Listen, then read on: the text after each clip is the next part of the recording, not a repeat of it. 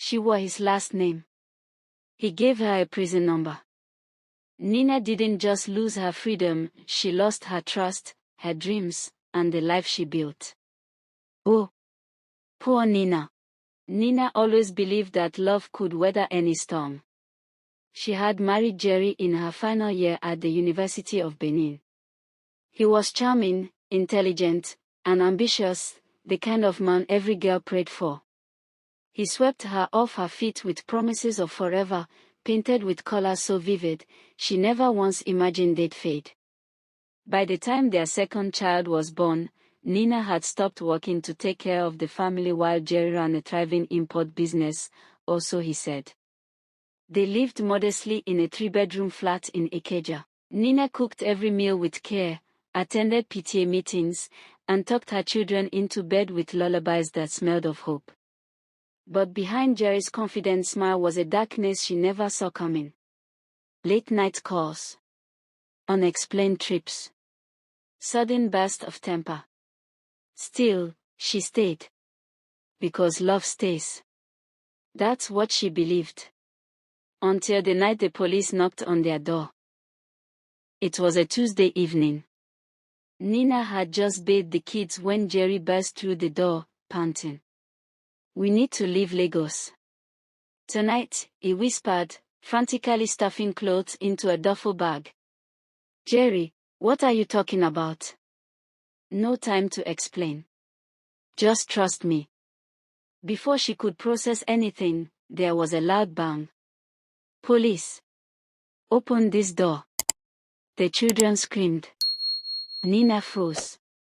Within minutes, their flat was swarmed. Guns. Shouts. Flashlights. A female officer held Nina by the arm. "Madam, step aside. We received intel there's illegal activity in this residence." Nina's heart raced. She looked at Jerry, expecting him to speak. To defend her. But he just stood there. And then he said, "I am a visitor." They dragged her to the car. Opened the boot. Inside was a black duffel bag. Packed with kilos of cocaine. No, that's not mine. That's not mine," she cried, looking at Jerry. But he refused to meet her eyes.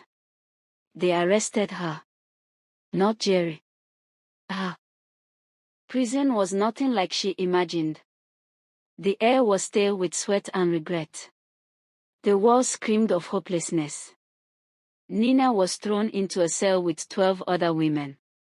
She sobbed the first 3 nights, curled up on a thin foam, whispering her children's names like a prayer. The guards called her Madam Drug Dealer. Inmates eyed her like fresh meat. She was spat on, slapped, accused of being rich and evil. One night, an older woman named Ngozi took her aside.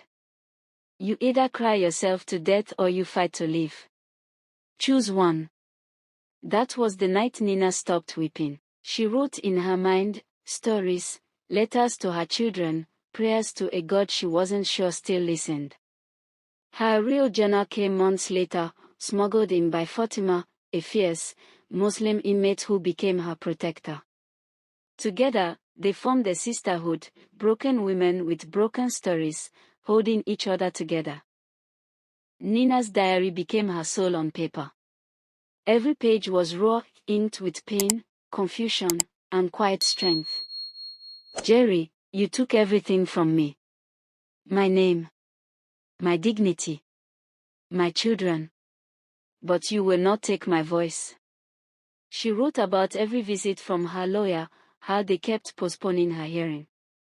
She wrote about the prosecutor's mark, the judge's indifference, and the endless delays that stretched into years.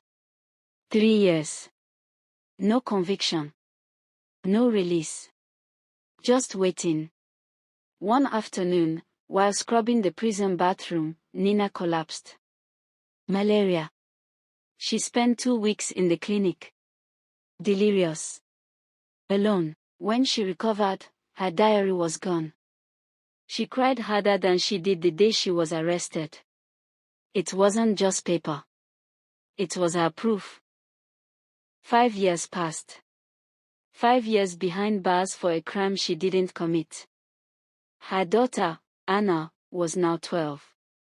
Her son, Wisdom, had turned 10. Their visits grew fewer. The light in their eyes dimmer.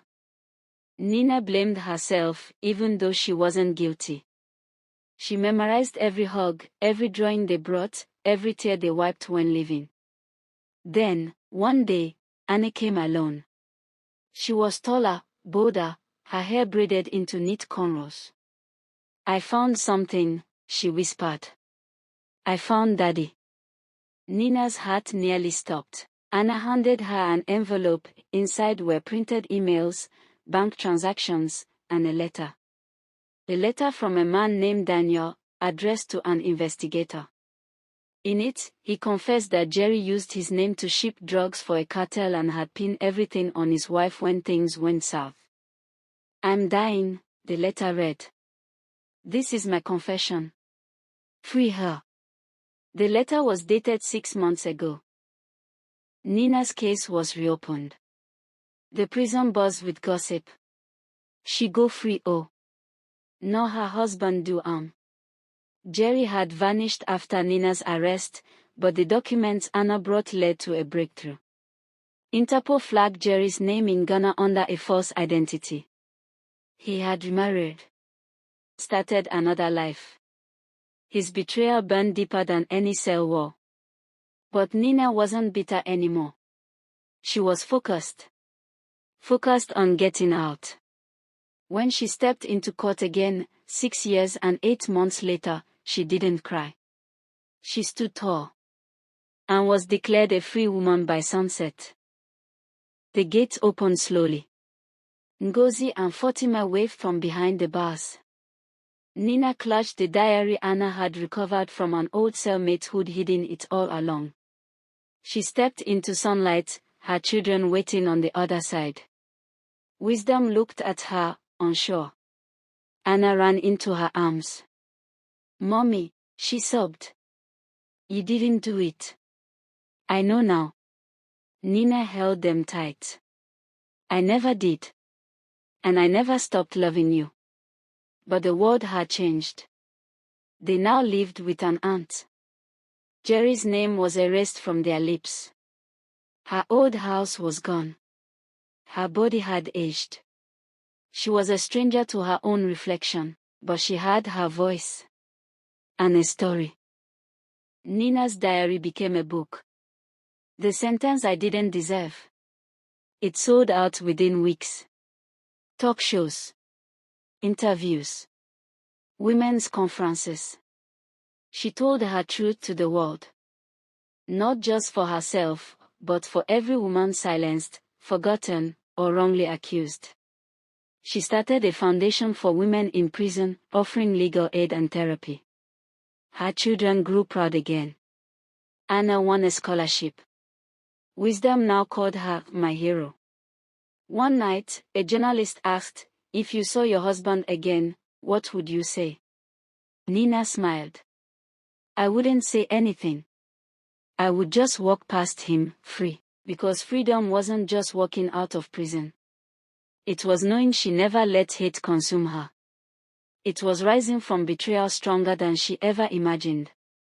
It was living fully, unapologetically. And that was the sentence she finally deserved. For more enchanting tales, subscribe, like, comment and share.